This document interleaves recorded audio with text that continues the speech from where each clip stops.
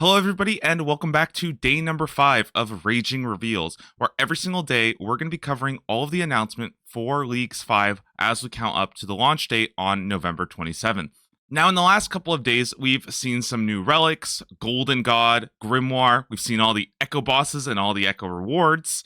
Today's announcement is a quality of life feature coming to Leagues 5, where all multi-region boss items are now just dropped in full. This means that items like the new Amulet of Rancour from Morytania, which required an Amulet of Torture to actually upgrade, now it's just going to drop as the Amulet of Rancour from Araxor. This really increases the value of certain items from bosses that normally required you to kind of plan around and get other regions, and then you couldn't even use the item. I think Dragon Hunter Lance is the perfect example, as this required Asgarnia for the Zamorakian Spear, then Kandabin for the Zamorakian Hosta, and then you go to Zeah and get the Dragon Hunter Lance. Now you just pick Alchemical Hydra and you will get the Dragon Hunter Lance as a drop. And then you can go to Fremennik and then actually use that against Vorkath. So the possibilities really are opening up here. Luckily, they've also given us this updated drop table, basically going over all of the boss uniques from every single region and highlighting the ones that are affected by this change. So I think the best way is to just get into it and break it down region by region. Now, for the starter areas, you wouldn't expect anything too crazy, but there's actually a pretty cool revelation here, and that's that Tormented Demons will be coming to Leagues 5. We had no idea what region these would end up being a part of, and it looks like this is now just a part of the starter regions. I don't know if this means that While Gothic Sleeps is just auto-completed for everybody, but I guess that has to be the case in order for you to access Tormented Demons. And in addition, they've highlighted the Emberlight here, which would usually require the Desert for the Dark Light, and then you would have to go to Zeah to get the Arc Light. So everybody will have default access to all of the Demon Bane weapons from the Tormented Demons, as well as the Emberlight, which I think is going to be really cool for regions that have, demonic enemies. Maybe, for example, Cerberus or the Echo variant of Cerberus. And before you get some of those stronger Echo weapons, I think it's probably going to be one of the better options that you have available to you.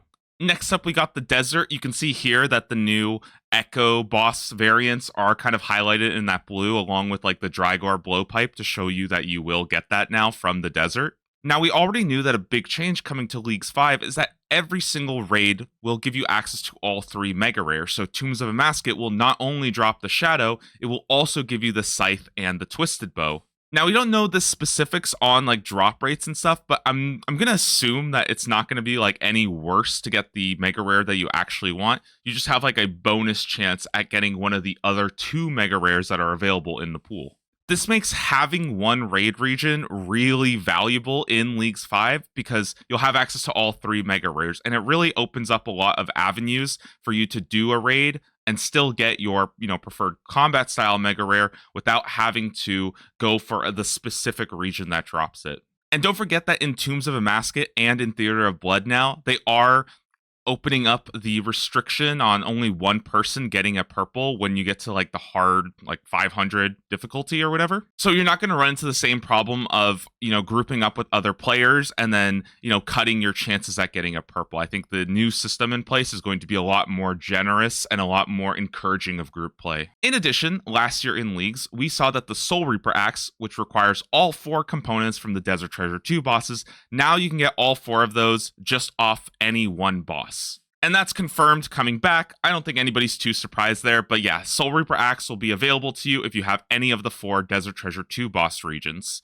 But there's also new news, and that's that the Desert Treasure 2 rings will also drop in their full form now as well. So you won't actually need access to Fremennik to get that ring if you have access. And remember, you won't even need access to the desert anymore as long as your region has a Desert Treasure 2 boss. So that's Leviathan will still be in the desert, Whisper over in Asgarnia, Duke Succulus will be in Fremennik, and remember that Vardorvis has now been moved to Varlamore. So Varlamore will be getting like the Ultor ring and the Soul Reaper Axe as an option there. Okay, Morytania is one of the biggest winners from this change. First off, Guardians will have access to the Guardian boots just as a drop. You won't need to get Bandos boots from Asgarnia to have this pretty solid like boot option for melee. or have to worry about getting like the 1 in 10 million drop from clues. Now you just have Guardian Boots, a pretty solid melee boot slot option. Already talked about how the new Rancour amulet from Araxor is the best in slot melee amulet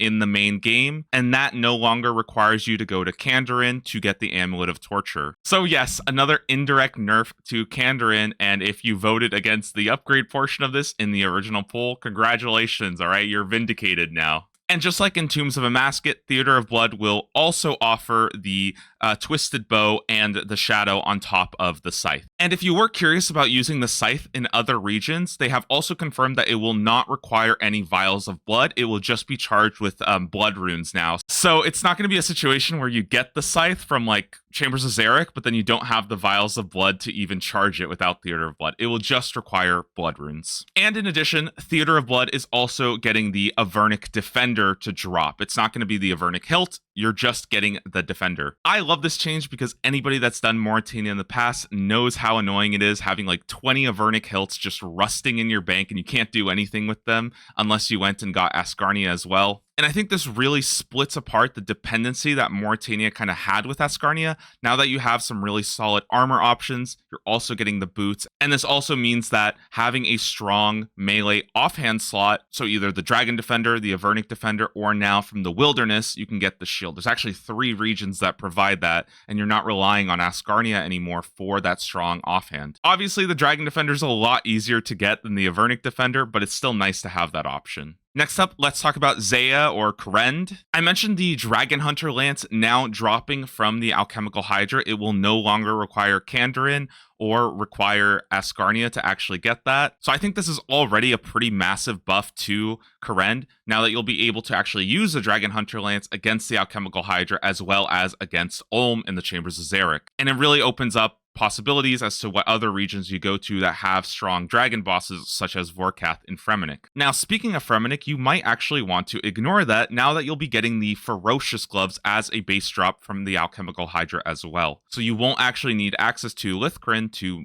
go ahead and craft those. And you'll be getting the Bone Crusher necklace, so a pretty substantial bonus to the Alchemical Hydra here. Over in Chambers of Xeric, you'll be getting the Scythe and the Shadow on top of the Twisted Bow. I want to make a note here that in previous leagues, the Twisted Bow has taken substantially longer time to obtain than the Scythe and the Shadow. And without knowing anything about the drop rates of, the additional mega rares, I am a little concerned that this might be the case where Chambers of Xeric ends up being the longest grind to get them compared to the other 2 raids. So I think Shadow, for example, was like twice as fast to get if you went to Tombs of Amasket. And I wonder if putting the Shadow in the Chambers of Xeric brings it up to how much longer it took to get the Twisted Bow. But again, I don't really have the information there. That's just a concern of mine, and I think something that's devaluing Karend as a region for me compared to going to the desert or Morytania for those respective raids, just because they kind of pump out more like purples per hour, basically. Now, in addition, you'll also be getting the Kodai Wand. You won't require the desert or mage training arena to get the Master Wand to upgrade it. This really adds a ton of mage power to Chambers of Xeric when you're getting full Ancestral, you're getting the Kodai Wand, you're getting the Shadow, you're getting Augury. Let's talk about Tirannwn. This is mostly a self-contained region, so nothing too crazy, but you will be getting the Toxic Trident now from Zulrah, so you won't actually require the Trident from Kraken over in Kandabin as well. So that's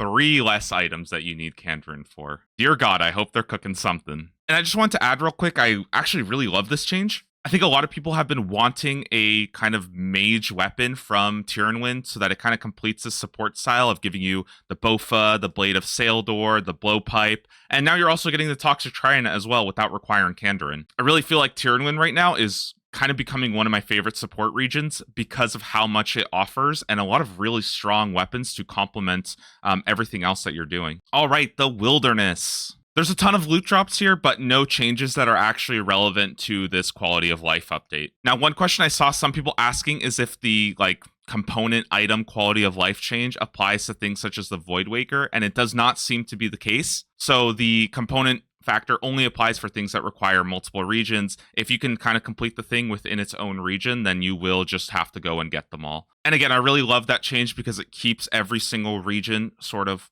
self-contained a bit more. You won't rely on other regions as much to actually get the value of certain drops. And I also think it's a good opportunity to talk about how every single region now should also be self-contained in terms of its tasks as well. It seems there's a big push this league to make sure that every single region has a fairly even amount of points. Obviously, some are going to be a little bit higher and some are going to be a bit lower, but that delta should be a lot lower now. And you won't be missing certain tasks because didn't get a certain region and now you just can't unlock a certain item. You should be able to 100% complete all of the tasks in your region without requiring any other region. And also, just as a reminder, if you have not unlocked a region, you can't actually complete the tasks for that region. I know some people were asking about this with the Grimoire Relic, will I be able to get desert tasks by casting ancient magics, even if I haven't unlocked the desert? That's not the case. You can only get points for tasks that you've actually unlocked. Now, Fremennik's kind of the odd one here because, yes, you will get the Magus Ring from Duke Succulus without requiring,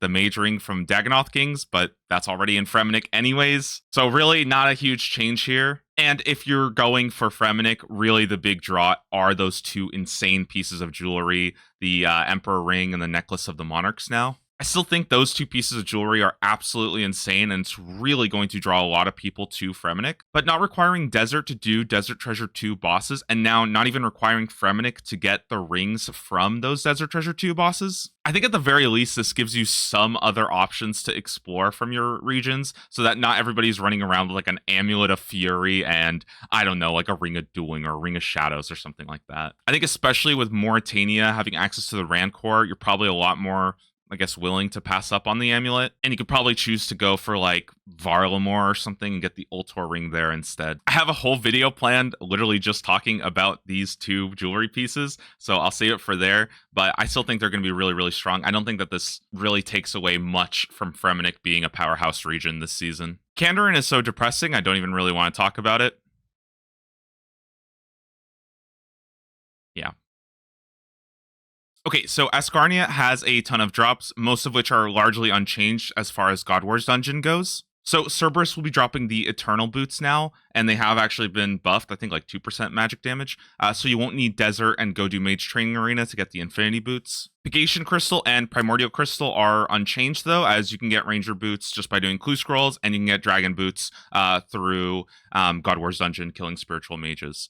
And also looks like Smoldering Stone is also getting untouched. You will have to actually get all of the Dragon Tool variants if you want the Infernal Tools. So they're not just going to drop as a baseline. Now, one question some people might have is Fortified Masori, will you be getting that right away from the desert? And right now it seems like you're just going to be getting the base version of Masori. And if you wanted to get the Fortified, you would have to go to Asgarnia and, grab the pieces from Kriara to upgrade it. I guess one thing that Kandabin kind of shows is that items don't up rank to the best version. So getting a trident from Kraken doesn't magically upgrade to the Toxic Trident. And here getting Armadillo pieces, it's not like it magically upgrades to Masori Fortified. It's only the top component that requires a lower component, then it upgrades up basically. Same with the Rancour and Morytania. It's not Torture upgrades to become the Rancour. And on top of that, Whisper gives you the full Soul Reaper axe and the Bellator ring. I believe this is a largely accuracy focus with a little bit of melee strength. Asgarnia is a pretty strong melee region, so I think getting a melee ring there is kind of nice. Okay, and our final region, Varlamore. Very thematically, the Echo Boots will no longer require